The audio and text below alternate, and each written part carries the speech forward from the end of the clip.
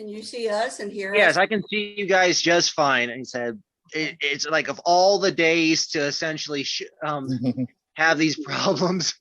Of course, the day that Catherine Carter goes out of town, out of state, and leaves you responsible. Well, you Well, look she said that fine she was now, going to Matt. I mean, attend. She said yeah. she was going to attend, but you know, Yeah. We did get an email from her that said you were having trouble with the link to hold on. And she yeah. said she was on the road. So it might be she doesn't have connection. Ah, oh, okay. Yeah. And I don't think we've met, Mary. We haven't met. My name's Mary Ricketson, and I'm a poet, and I live in Murphy. Okay. And Oh, you got the invitation got from this Glenda? from Kat. Huh? Okay. I didn't know. Yeah, it was either Glenda or Catherine who gave you the link. Catherine, yeah. Okay. Yeah. So I'm happy to be able to be here. Yeah, that's Good good. to see you. Good to see you. All right. Don't know who else might be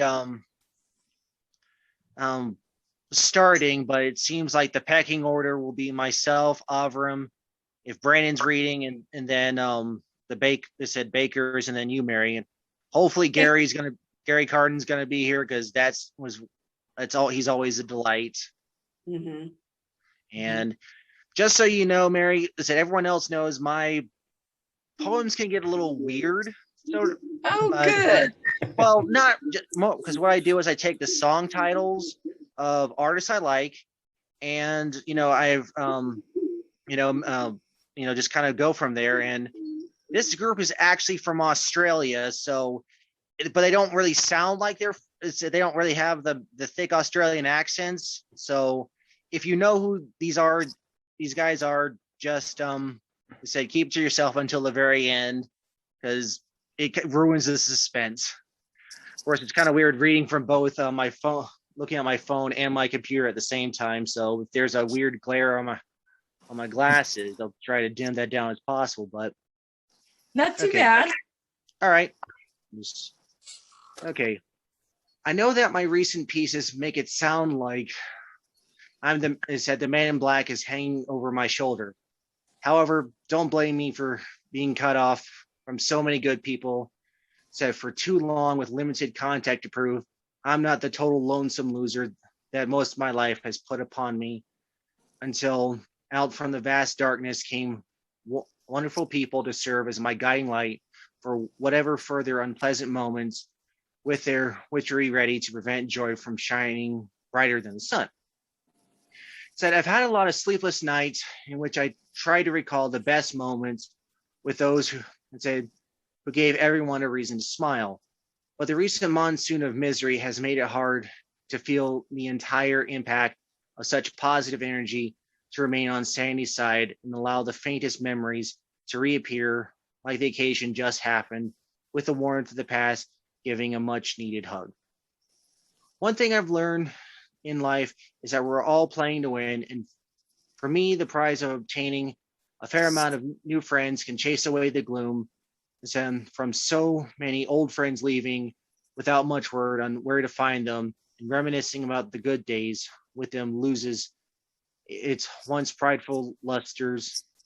And it's just a matter of time before we decide not to focus on such dismal times.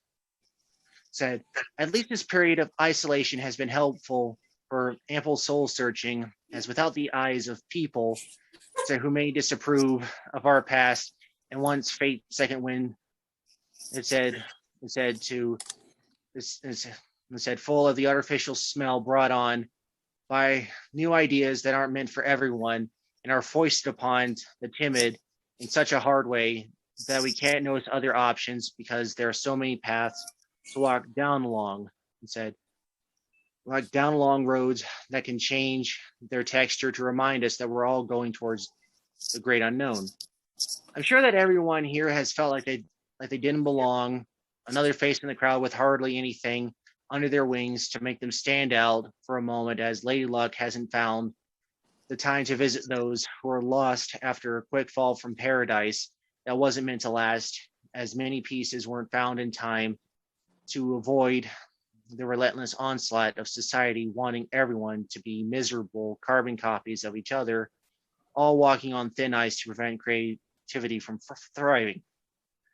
I'm not an expert on humanity, so please don't ask me for a miracle bit of wisdom to solve every problem you have at the moment, because joy and sorrow are two emotions that regularly push and pull on each other in an attempt to balance, leaving a small piece of a dream of a normal life in the wind. So don't blame me if everything isn't all sunshine and rainbows or whatever strikes your fancy.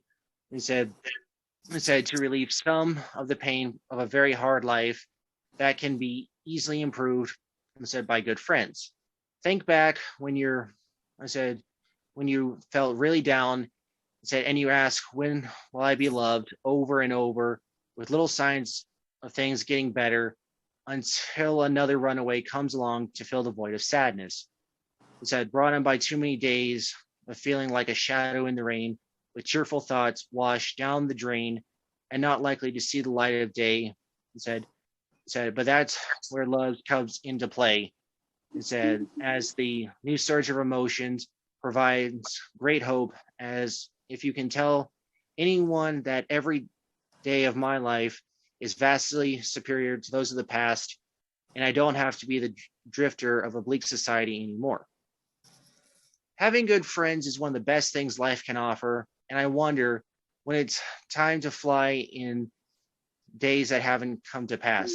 But I'll always call your name with great delight. He said, he said, great delight to hopefully for bringing on our kindred souls back together to prove help is on the way to reduce the blues that the past months have spread on thick like a syrup. Over the broke again streets once filled with bright lights made of gentle smiles that lasted for days. But meanwhile, in the present, things have lost a large amount of their luster, and every time I turn around, a little more delight fades into the darkness. At least the memories of the past, are a good way to shut down, turn off, and let imagine be a guide to the wonders of the future after so many shadows have danced, like an amazing ballerina, averting deep sleep from finding its way to me.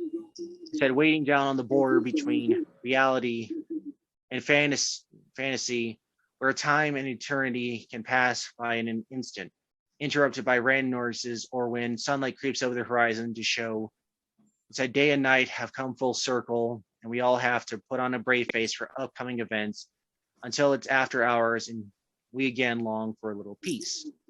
It was the night that gave me the idea to create most of my poems. As counting sheep didn't work for passing the time and I dream alone.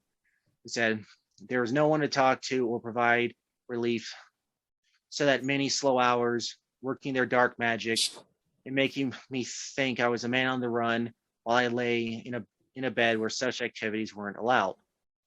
However, there was one shot in the dark that gave me inspiration to create something based on musicians I enjoyed.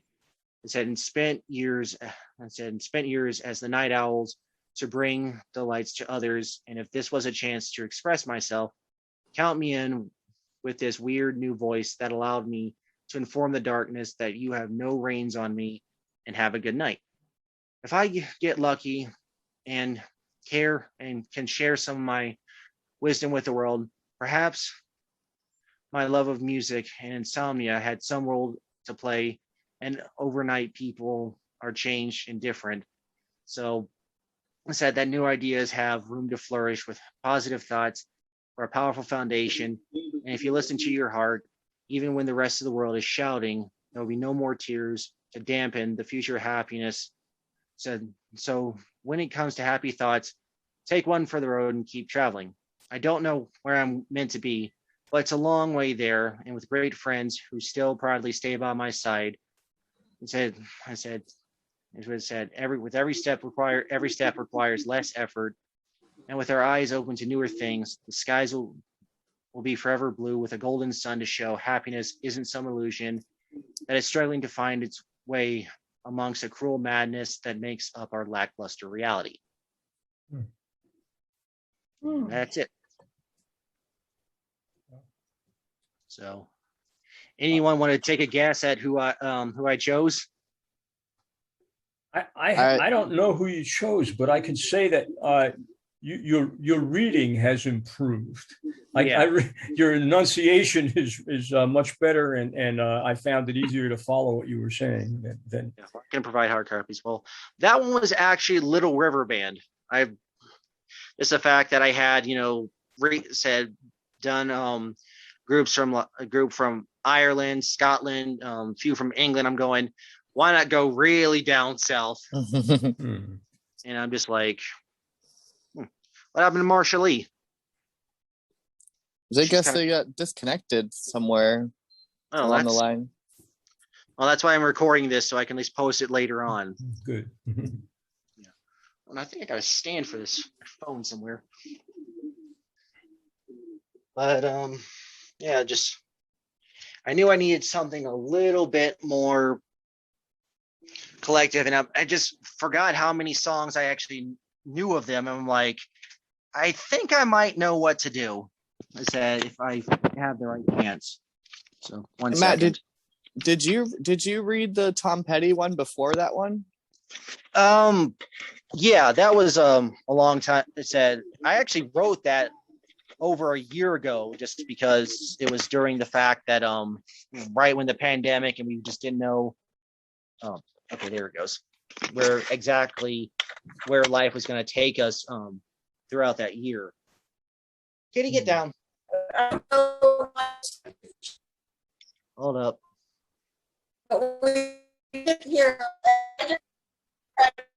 I'm having a little bit of audio trouble. Can you guys hear me just fine, or? I hear you, but I can hear you. I heard. Yeah. Was it? I don't know if it was Mary or Marsha that was talking. It said Marsha Baker left again. I guess she joined again and then lost contact. Oh, that's a shame. Because I gave Tom something to read, and if they're not here by this at the end, then I'll explain why I chose him to read it, just because you'll recognize the artist very quickly and just like, oh, we get it. Yeah. Okay. So cool. Okay. So Avram, I guess that the torch passes to you. Okay. L'chaim all. Yep. Bye. So the last time I read a random section of the book that I had just finished, called Asteroid Hits White House. It's my first attempt at science fiction. And now I'm going to start at the beginning this time with a prologue. Ooh. Part one is called Impact. November 2nd, 2020 was a big news day.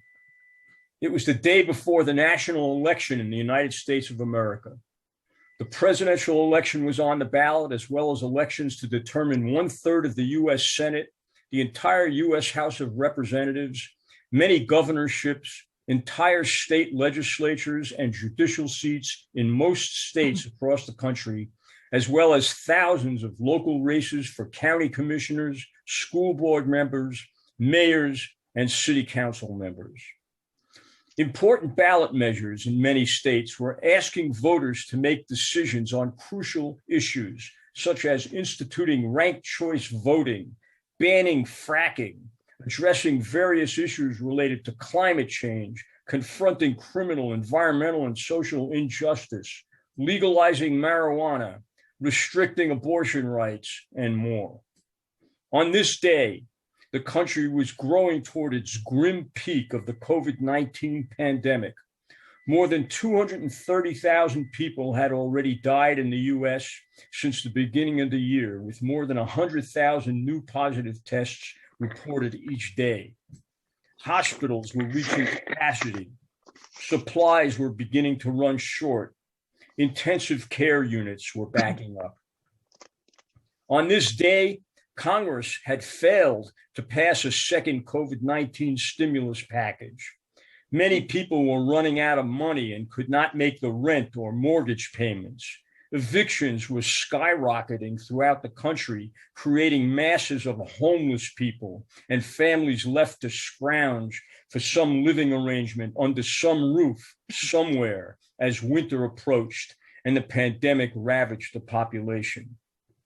On this day, in reaction to rampant police brutality, multiracial and peaceful Black Lives Movement demonstrations materialized in cities across the country where unarmed people of color had been beaten, tased, arrested, or gunned down. On this day, with impunity and without interference from sympathetic municipal police departments, white supremacist counter-demonstrators brought guns, clubs, and violent hostility to inflame the BLM protests with conflict, resulting in lives lost, severe injuries, and the destruction of private and public property. On this day, for the first time in recorded history, Arctic sea ice was failing to form that late in the season. On this day, President Donald Trump announced his intention to claim victory on the night of the election, whether all the votes were counted or not. He pledged to challenge the results in court if he did not win, while reminding the world he had succeeded in packing the courts with operatives politically indebted to him. On this day, in reaction, Trump's Democratic opponent, former Vice President Joseph Biden, proclaimed, "The president is not going to steal this election." Biden did not elaborate on what he would do in such a case. On this day, Category 4 Hurricane Eta was the record-setting 28th named storm of the year and was now ravaging the southern Mexican coastline as it threatened to cross the Caribbean to Cuba and then to Florida on its brutal journey of destruction.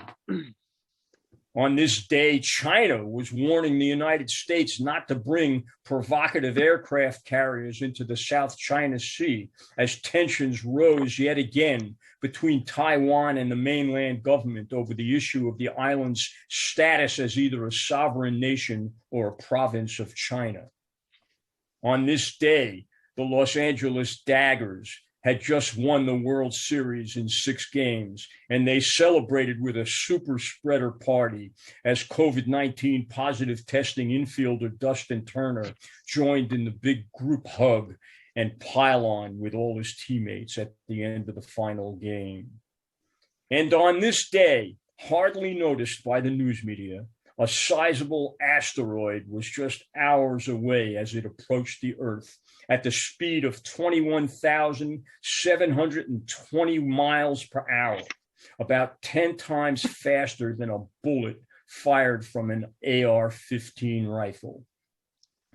For months prior to this day, NASA scientists had been saying the asteroid had less than 1% chance of actually striking the Earth. But it could come very close, perhaps closer than any other previously observed asteroid of its size. The news media, lending scant attention to this impending cosmic event, failed to completely inform the public about the full potential danger represented by the approaching asteroid. Since first being cited by NASA scientists in 2018, it was widely reported the estimated size of the speeding object was about as big as a refrigerator or a small car, between 6 and 12 feet wide, and that it would probably just explode and harmlessly burn up in the Earth's atmosphere if by chance it did collide with our world. This wasn't very accurate, as it turned out. It's very difficult to determine the exact size of an object moving through space directly toward an observer looking through a telescope located on or near the Earth. Scientists were making an educated guess based on past observations and what they could see using our best telescopes, but they had never before observed such an object of that size and shape headed directly toward our planet. The telescope view gave a two-dimensional picture of the side of the asteroid facing us without revealing the complete depth of the object. In this case, the asteroid was atypically elongated, with much of its cigar-shaped mass hidden from view behind the enlarged front, which was spinning like a slow-motion rocky drill bit as it moved in our direction.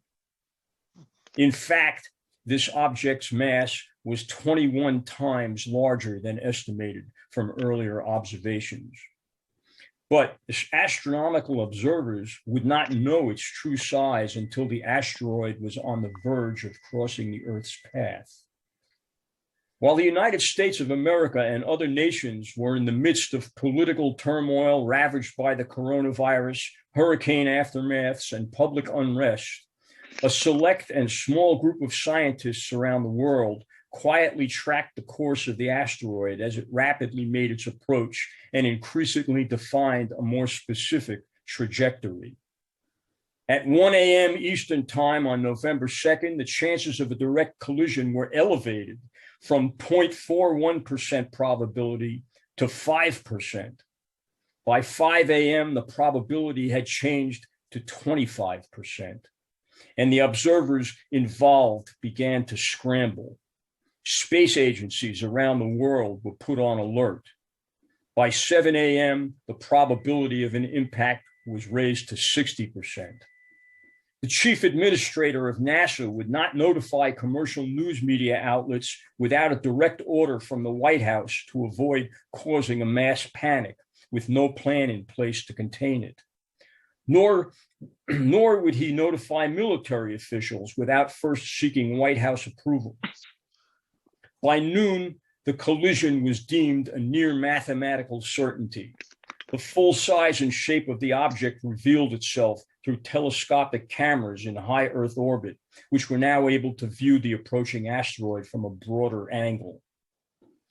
No warnings or evacuation orders were issued because there was no way of knowing exactly where the meteor would strike, or even if it would survive its first encounter with Earth's atmosphere without disintegrating harmlessly. But based on its speed, its current trajectory, and the rate of rotation of the Earth on its axis, it was calculated that a direct strike would occur somewhere between the Western Atlantic Ocean and the middle of the eastern seaboard of North America at 7:38 p.m. Eastern Standard Time.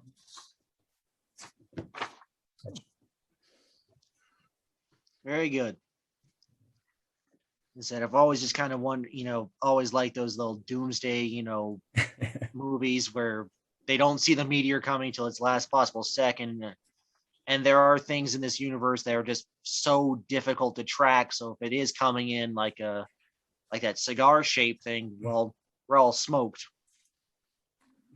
So, okay. Brandon, you got anything to share, or you're gonna pass? And you're muted, so we can't hear you. Oh crap. Yes, I have decided to share something. Okay. I will read the short story that evolved into a novel. So the short story is called Eugene Needs Fruit. I need fruit, screams Eugene, punching a hole through his bedroom wall. I need it so I can get strong. I absolutely must get strong. He sticks his face into the hole. But I'm naked, and I can't go to the store naked. I'm exposed, vulnerable. They'll kill me in there. I need to prepare myself. Anything could happen. He dresses himself and opens his wallet. $7, the exact amount of dollars I need for fruit. Almost ready for my adventure. So close. Just need one more item. He goes into the kitchen and takes a pair of pliers from a junk drawer. Never know when you'll need to ply. He puts the pliers in his pocket and steps out of his apartment. The landlord is waiting for him at the bottom of the stairs. He hands Eugene some papers. Eugene doesn't look at them. He points to the sun. Hey, goofball, he says. The sun is shining, which means no werewolves.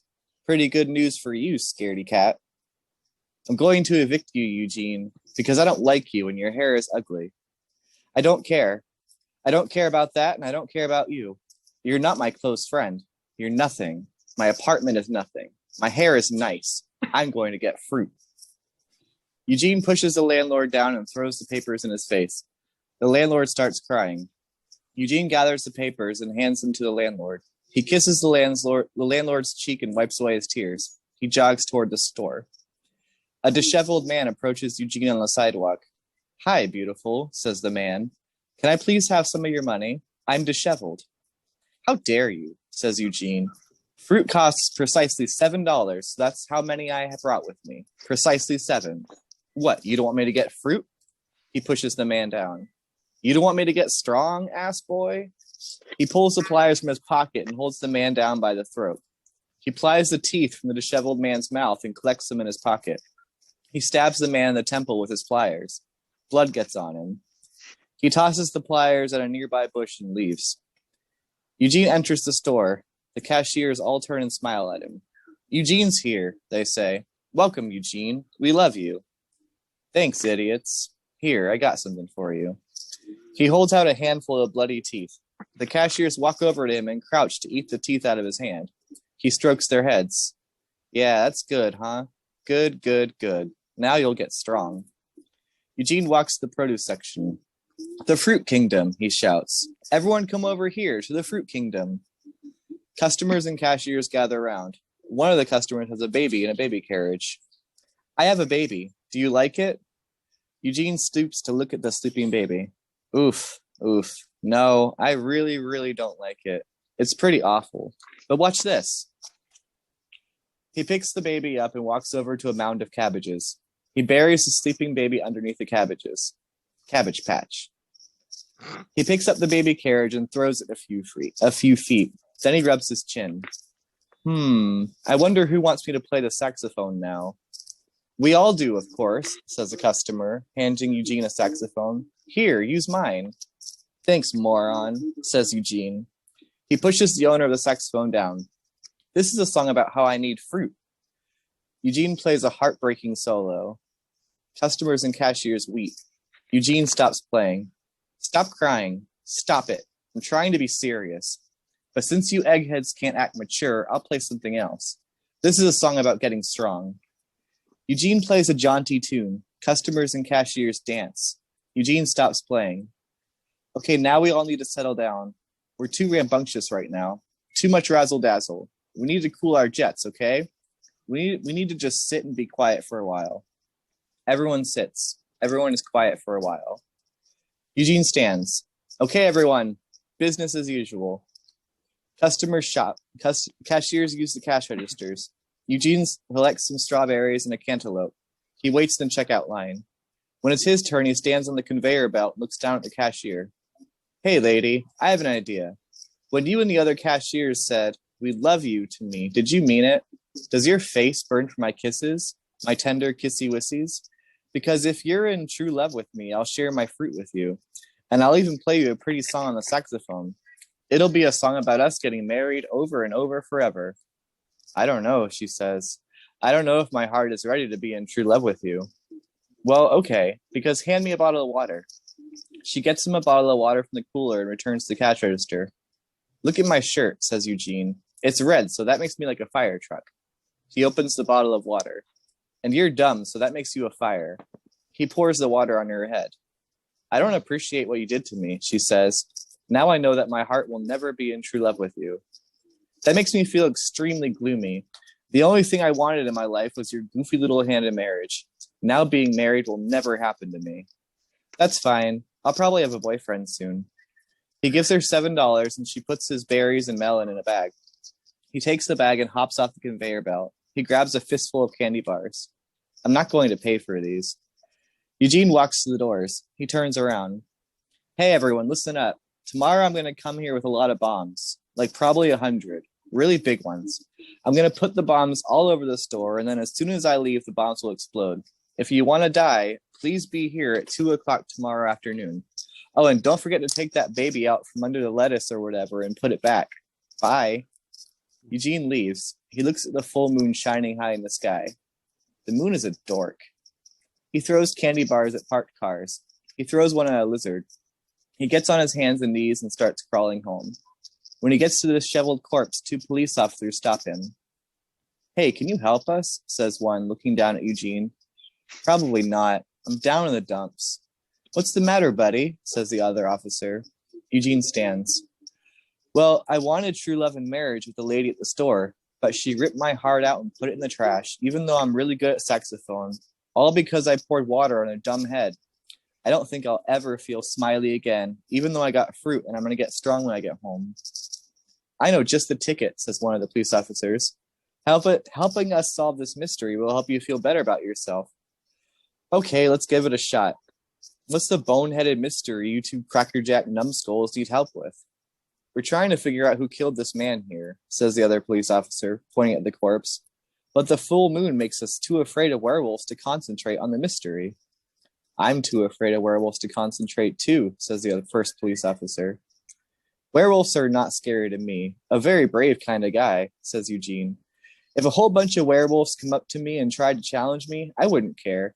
I'd just be like, oh, hey, bogus punks. You want some of this business? He punches and kicks the air around him. The bag of fruit swings and hits one of the police officers in the face. Eugene stops punching and kicking. I feel much safer with you here, says the police officer who was hit with the fruit. Please help us solve the mystery of the dead person, brave boy, says the other. I don't think I can help you with that. I'm not good at mysteries. But watch this. Eugene gets the bloody pliers from the bush. One of the officers gasps. How did you know the murder weapon was in the bush? Sometimes murder weapons are in bushes, says Eugene, kneeling beside the corpse. You just have to check. Can we please focus here for once? Hey, look, dried blood is on you, says the other officer. We're getting just a teensy bit suspicious, brave boy. I already know about the blood.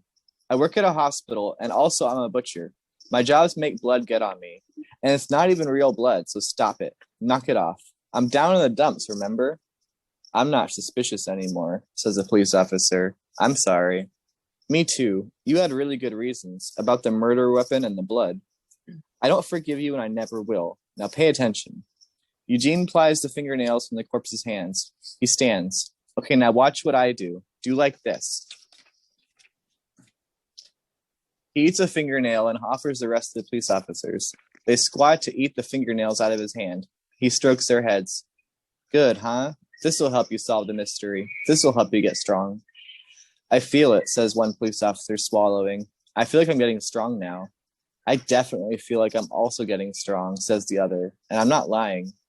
Whoa, hey, give me that fucking thing, says Eugene, tapping a police officer's gun. That's too dangerous for you, silly baby. Come on now, safety first. The police officer gives Eugene the gun. The other police can have a gun. The other police is mature, I can tell. He puts the gun in the bag with the fruit. I'm keeping these pliers because I lost mine today and I have a lot of things I need to ply. And don't tell me I can't have them because remember, I am very heartbroken. He puts the pliers in his pocket. If someone calls the police tomorrow and says someone put bombs all over the store, just ignore it. They're lying. And the clue to your mystery is that a werewolf probably did the murder. And you're probably next. Bye. Eugene lies on the ground and rolls along the sidewalk to his apartment. He drops the pliers on the floor. He walks into the bedroom. The landlord is in his bed with the covers pulled up to his chin. He's wearing a nightcap. I'm too sleepy to evict you today, but I still don't like you and your hair is still ugly. Cry me a river, candy ass. I got a girlfriend today. Her heart is in true love with me. And I solved a murder mystery. And obviously, I got fruit, just like I promised you I would. Look. He shows the landlord the gun. That's not fruit. It's a gun. Eugene puts the gun back in the bag.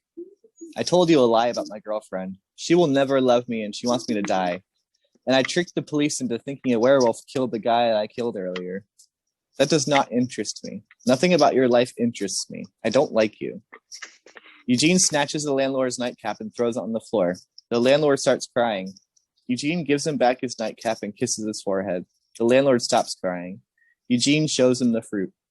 Okay, you got fruit. So what? I'm going to evict you tomorrow and I'm not sleepy. Please don't. Anyway, do you have bombs? I promised my friends down in the store that I'd bring some bombs tomorrow. They're really looking forward to it. I can't let them down. I don't have bombs. You know this about me, Eugene. You shut your ditzy little mouth and go to sleep. The landlord yawns and rolls over. Eugene goes into the bathroom and drops the strawberries into the toilet one by one. Oops, he says as each strawberry hits the water. He slams the cantaloupe on the counter and slowly drops clumps of melon gut into the toilet. Oops, oops, oops. He fires all of the bullets into the toilet. Oops. The strawberries and cantaloupe guts swim with shards of porcelain in the pool of water on the floor. He kneels and picks up a strawberry. He puts it in his mouth. He spits it out. He returns to the bedroom and drops the gun into the hole in the wall. He takes off his clothes and puts his face into the hole. He sighs. He lies next to the landlord and falls asleep. The end. People thought I was weird. Yeah. But glad to have you with us all the same. Glad to be here. Okay, hadn't heard from you in a while, Mary. Just didn't know if you were still there. Well, I apologize for my internet. It will go out for 30 seconds or 5 seconds, and it takes me 10 minutes to get back in. Yeah. And I'm sorry I missed parts of people's work. Well, don't worry, I'm recording this so that I can put it on YouTube for those that tried to be here but couldn't. So I'll make sure Dr. Carter gives you a link. Excuse me, does somebody have a radio or television on in the background? I'm hearing all kinds of noise. Not me. No. I'll find out if it's mine. okay. Oh, I'm outside. Yeah, and there's kids making noise. I'll go inside, I guess. Or Yeah, I just didn't know exactly what put it that on was mute. behind you. Oh, yeah. Put I'll it on myself mute. Just Okay. put yourself on mute. Okay. Yeah, I that's guess better. it's now over to the bakers. Okay. Ladies first. Okay. Good. Okay. So I'm going to read a short piece again this week. And again, I'm responding to a prompt in the Sun magazine for their section called Readers Write. There were just 2 right in a row that I found fairly irresistible. So this one is called Caught in the, they asked for people to tell real stories about being caught in the act. One early evening, I was taking a walk on a lovely campus with a man I'd been dating for not long, but too long. As we strolled and chatted, I noticed in the distance another man out for his daily run moving toward us. The closer he got, the more my heart jumped. It was him, the man who I'd been getting to know in the gym. He was very friendly, funny, and good looking. He had been helping me learn how to use some of the equipment, and he had been flirting with me. I did not want the gym man to see me with the date man. I also did not want the date man to see me looking at the gym man. But as he ran past us, I really wanted to turn around and get another look at him. What would I do? What was I thinking? Anyway, how could I do that without date man noticing what I was doing? I calculated which way to turn my head to be less obvious, as if there were a way. The next thing I know, I am turning my head and looking back at Jim Man. And he is looking back at me. We locked eyes, each caught in the act. He, I later found out, had promised himself that if I was looking back, then he would pursue our relationship. It sounds like a romantic comedy with college kids, I know, but it wasn't. We were middle-aged adults who had been in sad marriages for some time. We just celebrated our 18th wedding anniversary.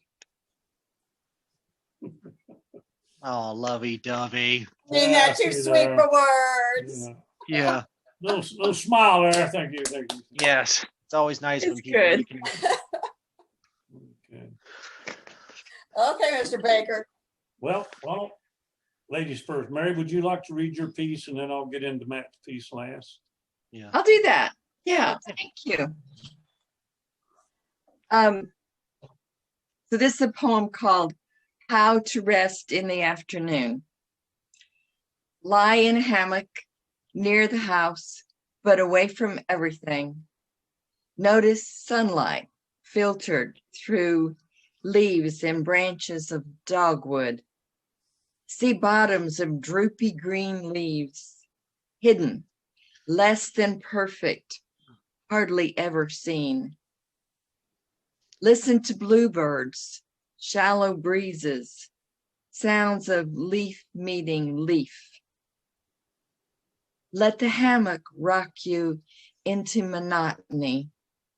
Drop your mind down to earth and find a place where thoughts have not yet formed. Oh, yeah. Mhm. Yes. Very good. Oh. Yeah. Is that, I could use that as a rest aid. Yeah. Rest aid, it is a good rest aid, yeah. Yes, to help me. We just got to get a hammock now. So, Yeah. okay. Yep. All right. So, is it my turn? Yep. I guess that's so. All right. I'm reading this for Matt, Yeah. and it's got a little bit of a military tint to it. And it's again, Matt writes really well, and he writes about certain musicians and their songs. And if I don't foul this up, you should be able to pick it out. Even I did as I was reading it. So, Yeah. all right. I realized that when this band was active, you were actively doing something else. Very good. Yeah. Yeah. A Man with a Band and Other Hits. I don't know where to begin other than in these gloomy times, I feel lost, but it could be worse, as I know where to find people for relief and can write as part of the midnight special before the pull of sleep greets me, and sometimes the bad moon rising over the mountain with brilliant lights creeping from behind the curtains, and this cues the commotion of the mind to take some shape. At least I can sleep in peace, as no one has to bother me for anything. And while the working man title belongs to me some days, I'm glad I can sleep, because the nighttime is the right time for a mental shutdown. Because as long as I can see the light of day, there is time for trouble to occur. I wonder about the fortunate sons and daughters who have to get by with little sleep so close to the battlefield that a few winks are considered a luxury, while the tired souls feel the blues as various enemies could be up against the bend, could be up around the bend as the servants of despair become people because people can't get along.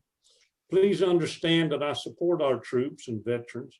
So before you accuse me of not being a good person, answer me this.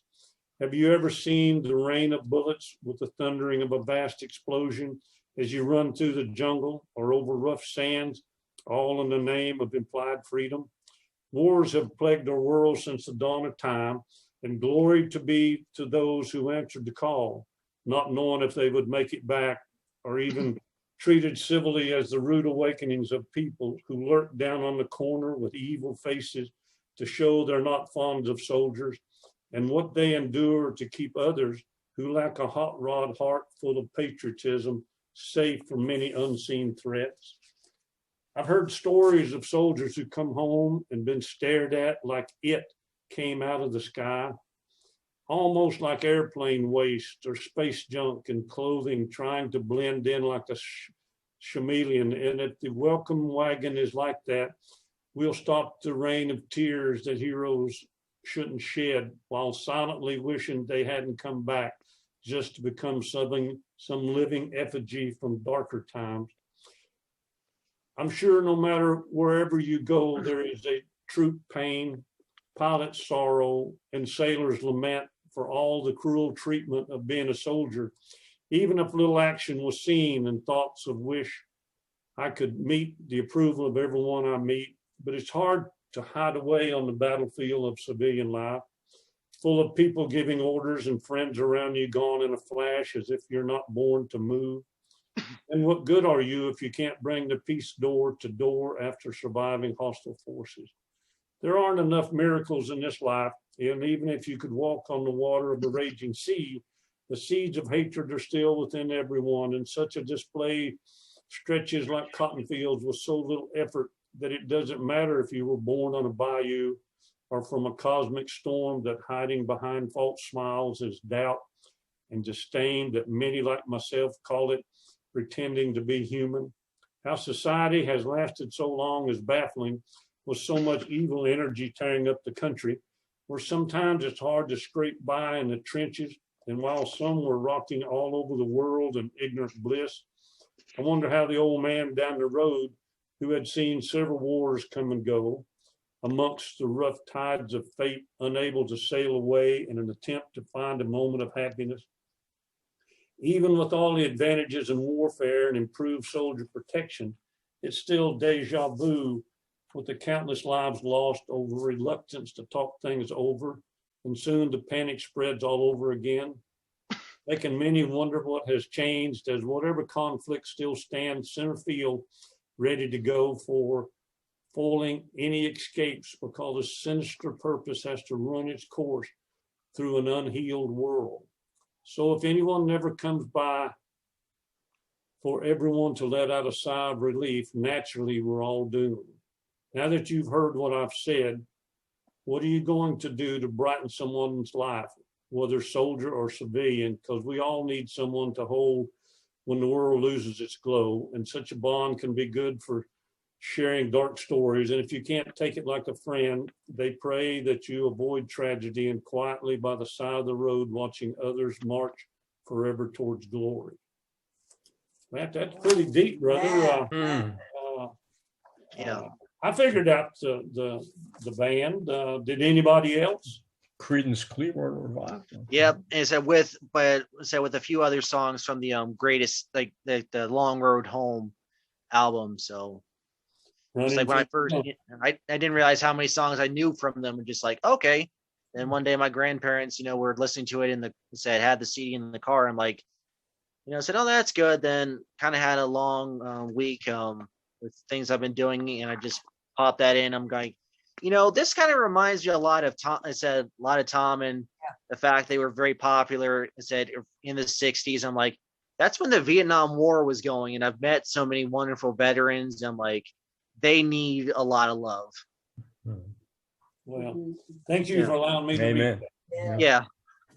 I didn't know if you were going to read it or not, and I didn't know how many people were going to show up. So if you didn't do it, I was going to do it. He said I was just going to say it, and would still say, It's a little soul searching. I mean, sometimes yours can be a little dark, and I don't need to go into dark places, but that one I kind of resonated with after I read it. Yeah. So thank you. Yeah. I'm just lucky I finally got to get a small job working on people to provide smiles on them. And you guys ever give me your addresses, I've got a chair and I can bring stuff over there, because I don't know if I'd ever be able to squeeze you guys in for, I said, at where I work for a full 60-minute session, just because we were already backed up. That's good news for the business. Yeah. Paying into my Social Security, Matt, you can work as long as you want to. So Yeah. If you got it, and you my got to email. know that Tom loves Creedence Clearwater. Yes. So it was just an extra great connection that you asked him to read it. Yeah. I was kind of hoping that one of my other friends who was a veteran would be here, but we don't really talk all that often. So it's just, but now, I don't have any. I asked you guys while we're talking, and I was going to ask Brandon. I couldn't quite understand his piece. I mean, most of the time I can connect a little bit, but I wasn't sure where he was going or. All I could just say is one big fever dream. Pretty dark, I guess. It was. Yeah, he had to leave, so he lasted as long as he could, but he's looking forward to the video. So he said, I'll just pass on the message. It said that you needed a little bit more explanation, like I'm sure we all do, because I hope it wasn't based on someone he knows. No. Something tells me his Yeah, world is. semi-autobiographical. I was trying to think, I don't know if this is the right thing, but what, I mean, I know the genre. Generally, he was talking about short story going into novel, but what kind of literary vein is that in? I don't know. It's I just couldn't place it, but I don't read many contemporary fiction pieces. Yeah. Mary, do you have a clue? I don't have a clue. I'm just fascinated. I mean, it's interesting because he attributes characteristics to the police that are not normal, and to the individual himself that the reactions of people are it's a method of fantasizing, I guess, of what you reactions that you would not expect the characters to have. Yeah. It was over my head, I'll tell you. Yeah. Well, Mary, you going to be back next time? Hope you'll return. I would like to. I hope I can. I hope so. And especially poets who read shorter pieces sometimes read several. Usually Catherine holds us to a certain time limit, which we didn't have to too much worry about tonight with this stuff. But I'd like to hear more. Okay. And I'm going to go get that novel. That's got. I want you now to finish the other one, please. Yeah.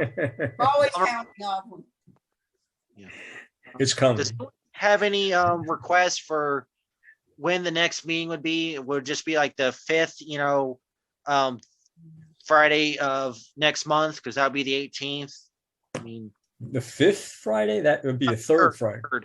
Third Sorry, Friday. the way I got the calendar up on my set on my computer, in the way it Not every like, month has 5 Fridays. Yeah, this one almost did. Yeah. So what are you suggesting? The 3rd or 4th Friday? Let's go with like the third one, because I try to get, because when I do the NetWest group, that's usually the 2nd Friday, and I'm thinking, well, we'll just make ours the third. As I said, the 3rd Friday. So should that be the 18th? Yes. If anyone has any changes, just let me know. We can maybe see about the 4th, or is it doing on the 4th or the 25th? And is it going to be at 7 or 7:30? It'll be at 7:30. I just opened the link early because you never know who's going to show up and wants to talk. Okay, so 7:30 is what I'm going to. Now, do you need to confirm this with Catherine and with City Lights or not?